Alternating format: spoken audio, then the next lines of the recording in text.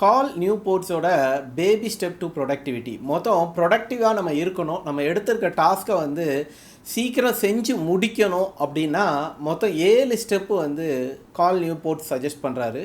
First வந்து time black plan. So நம்ம ஒவ்வொரு நாளும் நமக்கு இருக்கக்கூடிய அந்த 24 மணி நேரத்தில் நம்ம எப்படி அதை யூஸ் பண்ண போகிறோம் அப்படிங்கிறத டைம் பிளாக் பண்ணணும். 1 மணி நேரம் டைம் பிளாக் பண்ணுவீங்களா, இல்லை 2 மணி நேரம் டைம் பிளாக் பண்ணுவீங்களா, இல்லை 30 மினிட்ஸ் டைம் பிளாக் பண்ணுவீங்களா? அது உங்களுக்கு எது கரெக்டாக எஃபிஷியண்ட்டாக இருக்கோ அதை நீங்கள் டிசைட் பண்ணி டைம் பிளாக் பண்ணி அந்த ஒர்க்கை ஸ்டார்ட் பண்ணுங்கள். மோஸ்ட் ஆஃப் த டைம் நம்ம எப்படி ஒர்க் பண்ணுவோம் அப்படின்னா ரியாக்டிவாக தான் இருப்போம். ஸோ அந்த பர்டிகுலர் டைம் வந்த உடனே வேலை நாளைக்கு செஞ்சே முடிச்சு ஆகணும் அப்படின்னா நம்ம இன்றைக்கி வேலை செய்ய ஆரம்பிப்போம். அது இல்லாமல் இன்டென்ஷனலாக அந்த ஒர்க்கை நம்ம செய்யணும் அப்படின்னா டைம் பிளாக் பண்ணுங்கள். அப்படி டைம் பிளாக் பண்ணிவிட்டு இந்த பர்டிகுலர் டைமில் நான் இந்த ஒர்க் பண்ணுவேன் அப்படிங்கிறத நம்ம டிசைட் பண்ணிட்டோன்னா நம்ம ரியாக்டிவாக இல்லை ப்ரோஆக்டிவாக நம்ம வந்து அந்த ஒர்க்கை பண்ணுறோம். அதனால் நம்ம எல்லா விஷயத்துலையுமே அஹேடாக இருப்போம்.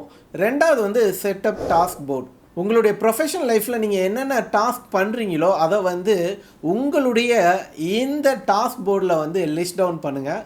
ஒரு விர்ச்சுவல் டாஸ்க் போர்டு ஒன்று வந்து க்ரியேட் பண்ணுங்கள். அந்த விர்ச்சுவல் டாஸ்க் போர்டு வந்து என்னென்ன டாஸ்க் இருக்கோ அது எல்லாத்தையுமே உங்களுக்கு வந்து ஷோ அப் பண்ணக்கூடிய ஒரு டாஸ்க் போர்டாக இருக்கணும். ஒரு விர்ச்சுவல் டாஸ்க் போர்டு அப்படிங்கிறது வந்து ஒரு எக்ஸல் ஷீட்டாக இருக்கலாம், இல்லை ட்ரைலோ ஆப்பாக இருக்கலாம், இல்லை நோஷன் ஆப்பாக இருக்கலாம். உங்களுக்கு பிடிச்ச ஏதோ ஒரு ஆப்பு, அந்த ஆப்பில் வந்து நீங்கள் பண்ணிகிட்ருக்க டாஸ்க்கு என்ன ஸ்டேட்டஸில் இருக்குது, என்ன வரைக்கும் நம்ம டெலிவர் பண்ணியிருக்கோம், இன்னும் என்ன பண்ணணும், யாரோட இன்புட்டுக்காக வெயிட் பண்ணிகிட்ருக்கோம், நம்ம என்ன அதில் கான்ட்ரிபியூட் பண்ண வேண்டியதாக இருக்குது அப்படிங்கிற எல்லா ஸ்டேட்டஸும் அந்த பர்டிகுலர் டாஸ்க்கு என்னென்ன இன்ஃபர்மேஷன் தேவையோ அது எல்லாமே அந்த பர்டிகுலர் டாஸ்க் கீழே இருக்கணும். ஒரு டாஸ்க் போர்ட் கண்டிப்பாக செட் பண்ணுங்கள். நிறைய ஃப்ரீ ஆப் இருக்குது ஆன்லைனில், அதை நீங்கள் யூஸ் பண்ணிக்கலாம். எக்ஸாம்பிள் நோஷன் நான் யூஸ் பண்ணிகிட்ருக்கேன். உங்களுக்கு நோஷன் பிடிச்சிருந்துச்சுன்னா நீங்களும் நோஷனை ட்ரை பண்ணி பாருங்கள். மூணாவது ஃபுல் கேப்சர். அதாவது ஒரு ட்ரஸ்டட் சிஸ்டம்.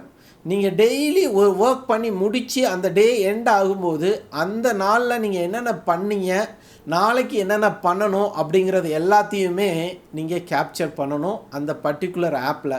நான் வந்து நோஷனில் வந்து என்னுடைய பர்சனல் திங்ஸ் எல்லாம் நோஷன்லேயும், மைக்ரோசாஃப்ட் ஒன் நோட் அப்படிங்கிற ஆப்பை வந்து என்னுடைய ப்ரொஃபஷனல் லைஃப்க்காகவும் நான் யூஸ் பண்ணிகிட்ருக்கேன்.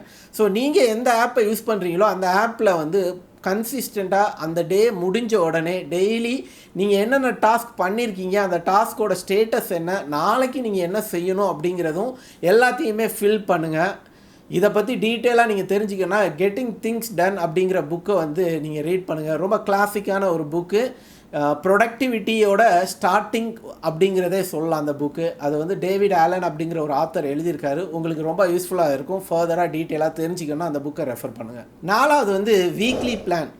ஒவ்வொரு வாரமும் சாட்டர்டேயோ சண்டேயோ ஒரு 30 மினிட்ஸ் உட்காந்து அடுத்த வாரம் நம்ம என்ன செய்யணும் அப்படிங்கிறத பிளான் பண்ணுங்கள்.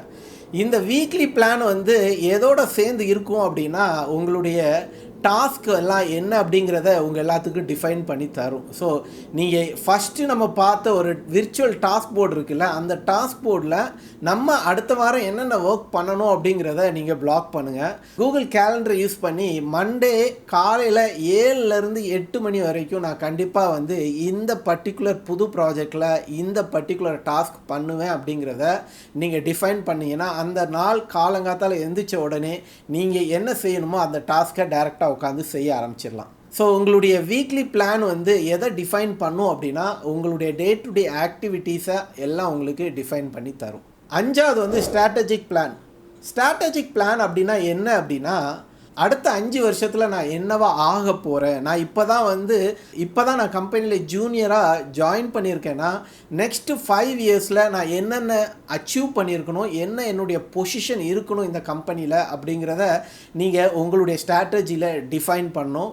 இதே நீங்கள் காலேஜ் போயிட்டுருக்கீங்க அப்படின்னா நெக்ஸ்ட்டு செமஸ்டரில் நான் என்ன அச்சீவ் பண்ணணும், என்னெல்லாம் செய்யணும் அப்படிங்கிறத ஸ்ட்ராட்டஜி பிளான் பண்ணணும். இந்த ஸ்ட்ராட்டஜிக் பிளானிங்கில் நெக்ஸ்ட்டு 5 இயர்ஸில் நீங்கள் என்ன செய்ய போகிறீங்க அப்படிங்கிறத நீங்கள் டிஃபைன் பண்ணிட்டீங்க அப்படின்னா வீக்லி பிளான் நீங்கள் போடும்போது இந்த 5 இயர்ஸில் நீங்கள் என்னென்ன டிஃபைன் பண்ணீங்களோ, என்ன ஆக போகிறேன்னு நீங்கள் தீர்மானம் பண்ணீங்களோ, அதை வந்து வீக்லி பிளானில் நீங்கள் இம்ப்ளிமெண்ட் பண்ணும்போது அதோட சேர்ந்து இருக்கா, நம்மளுடைய ஸ்ட்ராட்டஜிக் பிளானோட நம்மளுடைய வீக்லி பிளான் அலைன் ஆயிருக்கா அப்படிங்கிறத ரெஃபர் பண்ணி பார்க்கலாம்.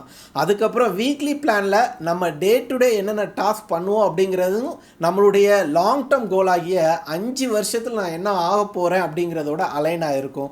ஸோ நீங்கள் ஸ்ட்ராட்டஜிக் பிளானை கரெக்டாக பண்ணிங்கன்னா, வீக்லி பிளானை கரெக்டாக பண்ணீங்க, அதுக்கப்புறம் டெய்லி டாஸ்க் கரெக்டாக ஒர்க் பண்ணிங்கன்னா பை டிஃபால்ட் உங்களுடைய லாங் டேர்ம் பிளான் ஆகிய 5 வருஷத்தில் நீங்கள் என்ன ஆக போகிறீங்க டிஃபைன் பண்ணீங்களோ, என்ன பிளான் பண்ணீங்களோ அதை கண்டிப்பாக நீங்கள் அச்சீவ் பண்ணலாம்.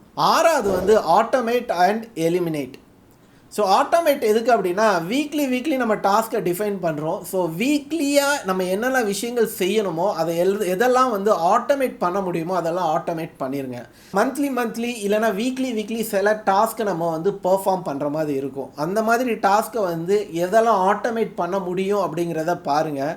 அது ரொம்ப முக்கியம். யூஸ்வலாக நம்ம மந்த்லி என்னென்ன பே பண்ணுவோமோ அதெல்லாத்தையும் வந்து ஆட்டோமேட் பண்ணலாம். அதே போல் நீங்கள் வந்து மந்த்லி ரிப்போர்ட் பண்ணலாம், இல்லை வீக்லி ரிப்போர்ட்டாக இருக்கலாம். அதை வந்து தொடர்ந்து வீக்லி பண்ணிகிட்டே இருக்கோம்னா அதை எப்படி வந்து ஒரு சிஸ்டம்குள்ளேயோ ஒரு ப்ராசஸ்குள்ளேயோ இல்லை சில ரூல்ஸை வச்சு நம்ம எப்படி கன்சிஸ்டண்ட்டாக அதை செய்யலாம் அப்படிங்கிறத டிஃபைன் பண்ணணும். எலிமினேட்டில் நீங்கள் வந்து லாங் டேர்ம் ஸ்ட்ராட்டஜி நீங்கள் ஒன்று டிஃபைன் பண்ணீங்க, அதோட அலைன் ஆகாமல் இருக்கக்கூடிய என்னென்ன ப்ராஜெக்ட் இருந்தாலும் சரி, என்னென்ன டாஸ்க் இருந்தாலும் சரி, அதை எல்லாத்தையும் எலிமினேட் பண்ணுங்கள். நாம் எதுக்கெல்லாம் எஸ் சொல்கிறோமோ அந்த வேலை எல்லாத்தையும் நம்ம கண்டிப்பாக செஞ்சு ஆகணும் அப்படிங்கிற ஞாபகத்திலோட நம்மக்கிட்ட கேட்குற ஒவ்வொரு டாஸ்க்கும் இது செய்ய முடியுமா செய்ய முடியாதா அப்படிங்கிறத யோசித்து எஸ்ன்னு சொல்லுங்கள். மேக்ஸிமம் எலிமினேட் பண்ணுங்கள். உங்களுடைய ஸ்ட்ராட்டஜிக் பிளானோட அதை அலைன் ஆகாமல் இருந்துச்சு அப்படின்னா மேக்ஸிமம் எலிமினேட் பண்ணிடுங்க.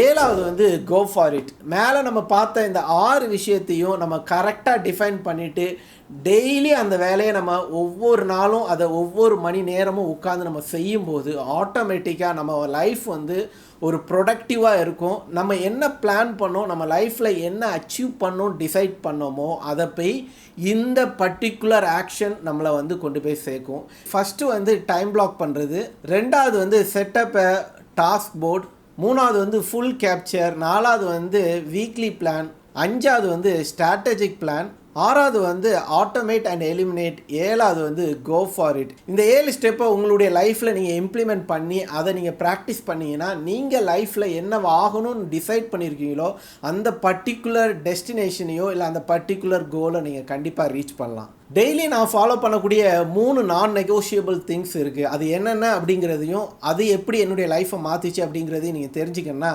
இந்த வீடியோவை மறக்காமல் பாருங்கள். இவ்வளோ நேரம் உங்களுடைய வேல்யூபிள் டைமை ஸ்பெண்ட் பண்ணி இந்த வீடியோ வாட்ச் பண்ணதுக்கு ரொம்ப தேங்க்ஸ்.